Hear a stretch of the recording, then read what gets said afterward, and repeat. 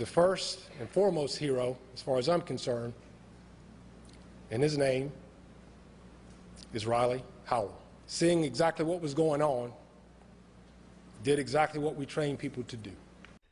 New tonight, the story behind one of the victims who's being hailed as a hero. We're learning more tonight about Riley Howell.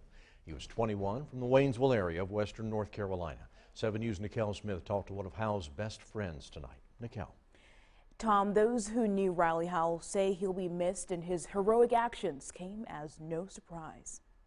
Honestly, it wasn't at all. That's just the person he is. The person Lucas Tate says was one of his best friends. He always wants the best for others, you know. Tate met Riley Howell at T.C. Robertson High School through their athletics program. Through that, we kind of formed our friendship, and we kind of moved into like camping and hiking, a lot of outdoorsy stuff. You know, he loved being outside. A friendship lasting into their college years that's now cut short. Authorities say Howell was among the students in class at UNC Charlotte Tuesday when a gunman started shooting and Howell stepped in.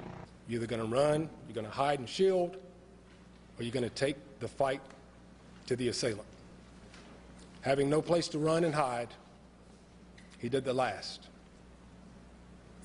But for his work, the assailant may not have been disarmed.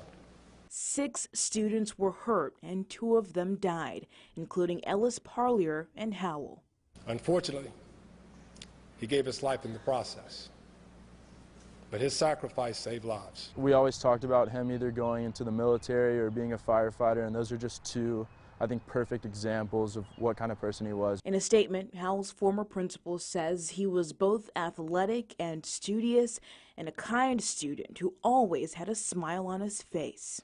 I just want people to remember him, you know, because he did a really big thing that not a lot of other people would have done.